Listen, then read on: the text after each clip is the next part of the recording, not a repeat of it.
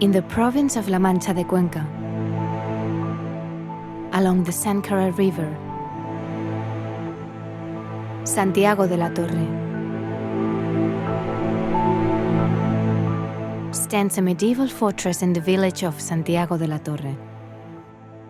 The castle is made up of a central keep and a curtain wall,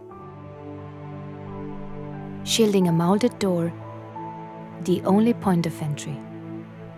A palace was constructed inside during the 16th and 19th centuries, and the formerly unified space was divided into smaller properties, made mostly of adobe and rammed earth. It has been written that this castle began as stand-alone tower in the 13th century, and its makers were the Knights of Santiago. However, in 1434, various documents refer to the village of Santiago de la Torre, Santiago el Quebrado, and the name of Santiago de la Torre appears for the first time in 1436. La historiografía siempre aludió a que la torre llamada Torre del Homenaje, porque está en el interior, había sido también construida en el siglo XIII, igual que toda la fortaleza, toda la historia de la fortaleza. Y no es así. Eso en la torre se comprueba ahora, en la actualidad, por los documentos, que es del siglo XV. Incluso luego vemos también la cantidad de elementos como aspilleras troneras que aparecen en los cubos en los 5 cubos del exterior. Es decir, que es un castillo, una fortaleza mucho más posterior de lo que en principio se pensaba por parte de los historiadores del momento. What we refer today as the keep naturally started off a separate and isolated structure. The project was undertaken by Dr. Pedro González del Castillo y Portocarrero, who acquired Santiago el Quebrado from its first owner, Rodrigo Rodríguez de Avilés, husband of Beatriz Fernández Pacheco in 1428. The first wall tower would have been built at some point thereafter, but before 1436, the year in which the name Santiago de la Torre begins to appear. Mediante metodología de arqueología de arquitectura, esto es, ir atribuyéndole a cada piedra, a cada elemento, a cada paño, a cada torre, un número para hacer una secuencia, hemos visto y hemos descubierto que desde esa torre central originaria va habiendo una evolución constructiva de los diferentes señores de Santiago de la Torre para ir dando lugar al castillo que hoy conocemos. Finalmente, las últimas fases de lo que es el complejo ya son un palacio nobiliario, una casa solariega y después casas agropecuarias, casas etnográficas que se fueron, digamos, introduciendo en el interior. The original tower is made of masonry stone, but also features a finer ashlar blocks for the doors, windows and corners. It is 18 meters high and occupies an area of 12 by 7 meters. It had 3 levels and a basement which served as a dungeon. The main entrance was raised for security reasons, so accessing it required a wooden structure like a ladder which could be lifted in the event of attack. The interior has been greatly modified over time and at some point during the modern age turned into a lovely dovecote. The current main entrance was also added later on, now situated at ground level. In addition to the defensive loopholes, the tower features different types of windows, including mullioned windows identical to those in the old tower Torre of Vieja San Clemente, built in the same time period and property of Hernán González del Castillo, brother to Dr. Pedro González del Castillo y Portocarrero. The castle's second phase of construction yielded the walled enclosure, which still stands, and a circular northeast tower. As before, the primary construction technique is masonry. During the third wave of construction, the rest of the wall towers were built. These towers were laid on the surrounding wall. Their respective stonework doesn't intersect, which indicates that they were constructed at different points in time. In fact, the nearest tower to the door blocks one of the previously existing loopholes. the matriculation which defends the entrance would also have been born of the third round. It is uncertain whether the battlement walkway preceded the second phase. What does seem certain is that the bailey has survived until the present day, was built in the third phase.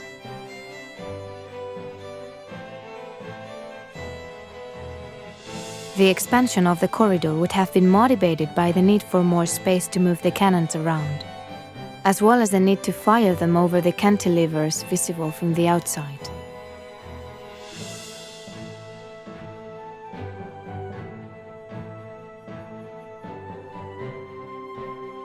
The baileys were also outfitted with merlons containing an embrasure in both of merlon itself as well as the lower part of the parapet wall. For archery, judging from their precision and angle, are thought to be designed for a type of Moorish musket. This portable firearm is a predecessor to the arquebus. It was used during the second half of the 15th century until the end of the 16th century, at which moment the crossbow would fall out of use. Las espingardas es un método barato porque cuesta desde luego mucho hacer, la fundición y todo son pequeñas varillas y sobre todo tiene la ventaja que puede tener pequeñas partidas de una mesnada, una pequeña cabalgada, que son las que habrá en la famosa guerra del Marquesado contra Juana la Beltraneja. The series of projects that saw the castle evolve from the original tower were the work of 4 descendants of the Castillo Portocarrero lineage. Towards 1579, Antonio del Castillo y Portocarrero sold Santiago de la Torre to Alonso Pacheco y Guzmán, mayor of San Clemente, establishing a new mayorate. At the end of the 16th century, the political and military context in Castilla rendered medieval castles obsolete. Some of them were abandoned, others were converted into manor houses and palaces for their lords. In Santiago de la Torre, the new landlords of the Pacheco family gradually built up new structures featuring alcoves and dining rooms with chimneys.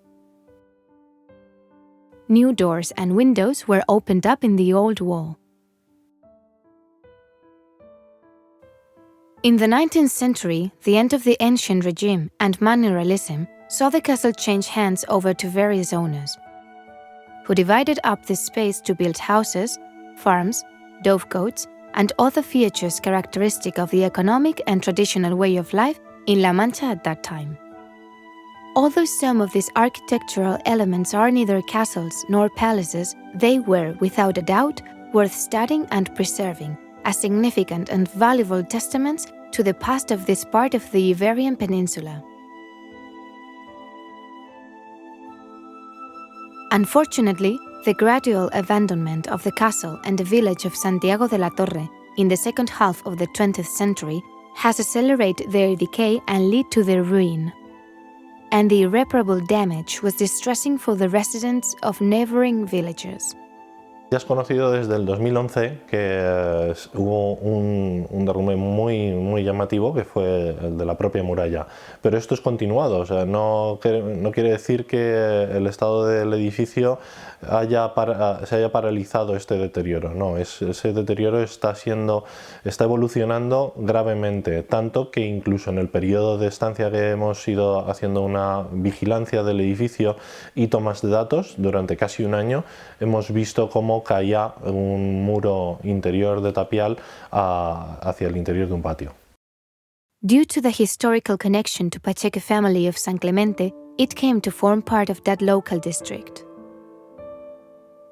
El municipio de San Clemente tiene un rico patrimonio, tiene un gran conjunto monumental y bueno, pues forma parte, la aldea de Santiago de la Torre forma parte de este municipio. Apostamos porque se recupere el patrimonio, porque pensamos que recuperar lo que es el patrimonio, el desarrollo es futuro.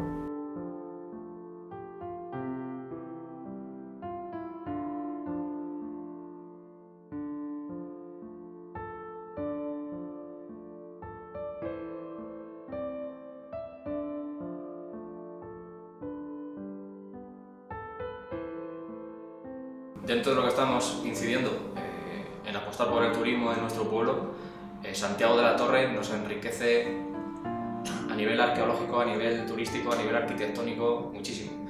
Porque aunque realmente no está en el término de Provencio, pero su historia está ligada, muy cercana a nuestro pueblo. Allí han crecido familias de aquí, las tierras de alrededor las han trabajado familias de aquí. La romería y su ermita ha sido adjunta a la parroquia de Nuestra Señora de la Asunción hasta el año 2003 prácticamente, y siempre la gente le ha tenido un gran cariño, una gran estima a lo que ha sido el castillo. El propio cura que decía la misa todos los domingos allí era del Provencio, aparte de las romerías que se vienen haciendo habitualmente, y luego las tierras que había a su alrededor, excepto lo que era el término de Santiago de la Torre, que tenía su propio término, pero pertenece concretamente al término de San Clemente, pues las tierras que hay a su alrededor prácticamente son del Provencio. Santiago de la Torre, aunque no pertenece al término de Provencio, siempre lo hemos considerado como el castillo de los provincianos. Siempre. Allí era nuestro punto de queda. Íbamos a coger cangrejo de crío, con la bicicleta, el río Záncara al castillo. Bueno, pues relación muchísima, porque mis abuelos vivían allí, mi padre ha vivido toda la vida allí, y yo hasta los 17 años he vivido allí. Y desde la Alameda es donde se hacían las comidas, la gente disfrutaba, se bailaba, se cantaba, y cayó un pedrisco muy grande aquel día. Y desde entonces ya no se ha vuelto a hacer más la romería del castillo. Yo desde que nací me acuerdo de que se hacía una romería, se traía la Virgen al pueblo y a la semana siguiente se hacía la romería, iba todo el pueblo con la Virgen por el camino andando, con la romería. Yo entonces tendría 7 o 8 años, no tenía más. Y se hacían las romerías, íbamos a por la Virgen del castillo aquí al pueblo. Y íbamos los críos cogiendo pues flores, echándoselas a la Virgen y todo eso. Y luego al volver igual. Porque allí vivíamos 12 familias que éramos una. O sea, como hermanos, los mayores y los críos, eso ya era muy bien. Nos llevábamos perfectamente, pasaba una cosa a uno y todos acudíamos. Mismamente la matanza del cerdo, que era, pues mataba uno el cerdo y todos íbamos allí. Mayormente los que más siempre lo hemos visitado han sido todos los vecinos del Provencio. Tanto es así que yo recuerdo desde que tenía, no sé, 7, 8, 9 años, que entonces eso en fin eran pues unas tierras que tenía allí pues unos señores, y lo cual que nos dedicábamos en fin todos los agricultores de aquí del Provencio, nos dedicábamos en fin pues a elaborar sus tierras, y lo cual que tenemos contacto con los que allí estaban.